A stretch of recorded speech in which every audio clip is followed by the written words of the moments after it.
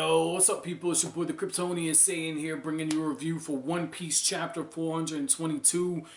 Man, okay. I just noticed something, okay? So, Luffy's, gears, we know that it has to do with the blood flow. But when I saw Luffy's foot, right? And I saw how it had all the destructive force, and I'm like, oh shit, Luffy's gonna take down the ships. I can't believe this is happening. I'm marking out, right? But then as I look closer at it, the whole thing of blood comes back.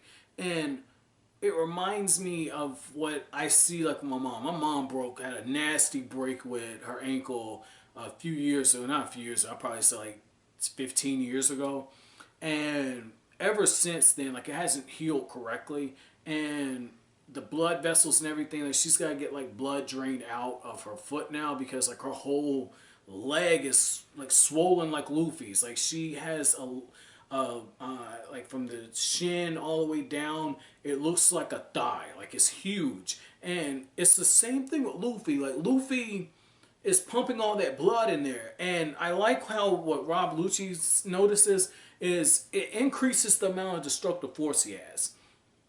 But it has a glaring weakness. Rob Lucci is able to get a few shots in on him, and he's even able to transform into that leopard and bite into Luffy, and then Luffy has to expand his whole body to get him off.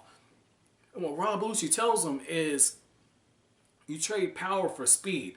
And right away, for me, what got me is, I was like, okay, so if Gear 2 reminded me of the Kaioken, or the King Kai Fist, which is what it translates into, if that's the case, then what would this be the equivalent of in Dragon Ball? And I got it right away. The trade-off for power with speed is Super Saiyan Grade 2, or Grade 3, which in the fan terms and everything would be the Ultra Super Saiyan. That's the form that Trunks used, where for a moment he was stronger than Suppressed Perfect Cell, because Cell hadn't used his full power at that point. Didn't use full power until he fought Gohan. But at that moment, he was stronger than Cell, but he was super slow. And it's the same thing here. Luffy has enormous destructive capability, but he's too slow to make a difference. And with a character like Rob Lucci, Luffy has to be able to react as well as to get in the hits. And it really feels like this fight is going to come down to, can Luffy land another solid punch? Because if those warships weren't there, Luffy would have ended Rob Lucci, probably would have killed his ass. Because Rob Lucci himself says he was starting to lose consciousness, and he can't fall into the sea like that. And we know Devil Fruit users, they can't swim. That's the trade-off for that enormous power that or not necessarily enormous, just useful power that the Devil Fruit gives you. Is you're a pirate, you have these powers, but you can't swim. That's the trade-off. And what's cool about that is Oda had those ships there, very convenient, but he's setting it up to give us an even grander finish to the fight. And also, it's Luffy getting those stakes raised, because now they say, oh, that's Luffy. That's the dangerous pirate. That's the one that we're coming for. And Luffy's about to take down Rob Lucci, the legendary leader of CP9. And we get Rob Lucci's backstory. Apparently, you had this pirate who took everything hostage. And Rob Lucci was sent in there. And he killed 500 pirates, cut off the captain's head, tanked all of these blasts, and later came on to become the leader of CP9. And that's why the Vice Admiral that's in this chapter says, I'm not worried. We have this dude here. His mission is to escort Nico Robin.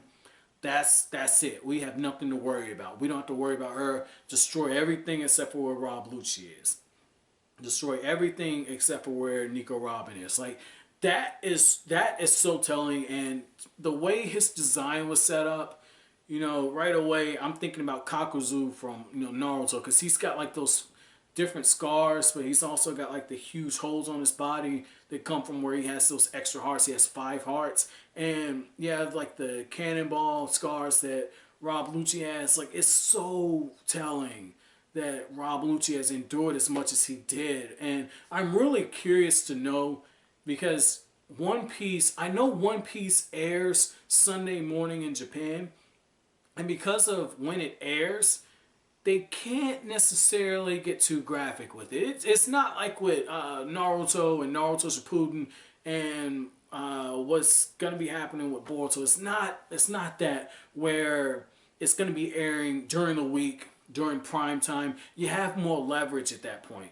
Okay, especially since like those air. I think Naruto airs like at 7 o'clock at night on Wednesday nights or something like that. So it's not necessarily something like that where you can get away with a little bit more graphic stuff and a little bit more detail. Still censored, but you can get away with more. Whereas Sunday morning, you got the kids watching. So I'm really curious, did Toei kind of slip in some filler and show us more about young Rob Lucci? Or does Oda decide to kind of go further into this? Like, I'm really curious for that because my interest has been piqued in Rob Lucci. I did not care for him as a villain. I thought he had a cool design, and I love the whole gimmick with the parrot and everything when we first met him. But I'm really curious to see where that's going. I thought their battle was so amazing. Again, Luffy says these bullets are not going to work on me. He's destroying parts of the ship. And then you got the Vice Admiral while all this is going on saying, aim for the warship. And they're like, oh, we got 1,000 men there. We got 1,000 men. And he pulls out the pistol and shoots one of them. That is some cold-blooded gangster shit. Like, the dude does not care. I thought that was so telling. Because this is somebody so devoted to his cause. He's willing to sacrifice one of his men. Maybe he didn't kill him. Maybe he didn't kill him. Maybe that was just a situation where he shot him in a non-lethal way and he's making an example. No one else is going to challenge him. But that was so telling because as of right now, everyone is in that position where we're in that moment where each decision you make is life or death.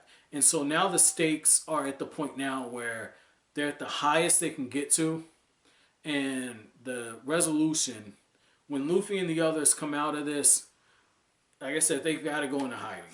There has to be a time skip. They have to go into hiding because they're too hot to go island to island at this point. Especially now that we have this information revealed about Rob Lucci. It just goes even further into what I was saying. This is going to be another milestone for Luffy in his journey. And this is when Shanks going to get on him. And get, wind of what he's doing. And for me, this feels like confirmation. I know I'm jumping way ahead.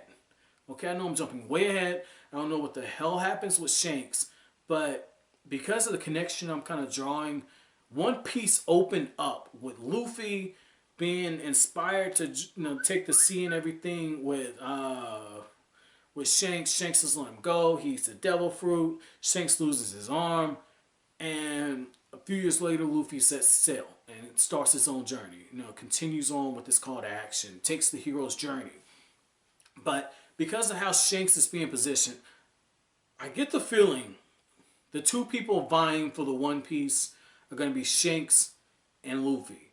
And the fact that Luffy could potentially face off with someone that close to him, Shanks, for the One Piece, maybe Shanks ends up being the final villain. I don't see that happening. I don't think One Piece is going to be the type of series where there's going to be a final villain, the puppet master behind everything. I don't think that's going to be something like that, okay? That's not necessarily Oda's style, though Oda is, interconnecting a lot. I think this is going to be one of those situations where you're going to have two people connected via their past. I don't see anything tragic being linked in.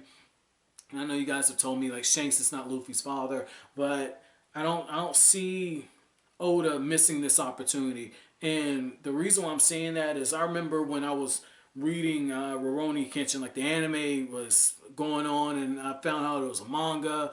The internet was brand new at that point. This is like 1999, 2000, somewhere around there. And like Toonami was airing Rurouni Kenshin and Tenchi Muyo and Dragon Ball. This is when Toonami was really good. And I got tired of not seeing any progress in the story. And so Dragon Ball at that point, they got to Namek. It's like, is Goku going to be the legendary Super Saiyan? And then goes to episode 1 of Dragon Ball Z. Raditz arrives on Earth. And so I got tired of what Toonami was doing because I didn't understand how anime worked back then. And so one of the things that I kept seeing is the same shit over and over. And so me being, I want to say 7, 8 years old, somewhere around there, 6, 7, 8 years old. I don't remember how old I was back then. I don't have the calculator in front of me, but that's really bad. But one of the things I remember doing is I remember going to the library and I was like, oh wow, okay, this is a manga. It's a comic book basically. Let me read this and find out what's going on. And so you have to get little translations here and there, and there'd be little clips, and it would take so long to load up. But that's how I finished Kenshin. And long story short, Kenshin faced off against his brother-in-law, and he had lost his wife in the past, and that's where like the tension was kind of building up. And Luffy and Shanks, it kind of reminds me very loosely in the sense that what we're seeing is two characters tied in through their past, but we don't know what that connection is fully yet. So those are just my thoughts in this chapter, guys. You know, towards the end, I got a little bit off on a tangent. My chapter question is going to be, let's jump ahead a year. I should be caught up in One Piece in a year now, but let's jump ahead a year. How likely am I going to be right that, you know, Shanks and Luffy could potentially be facing off with the One Piece? Do you think that's too far-fetched? Let me know. I think it'd be pretty cool to have Luffy and Shanks facing off to be the new king of the pirates. That'd be fucking awesome.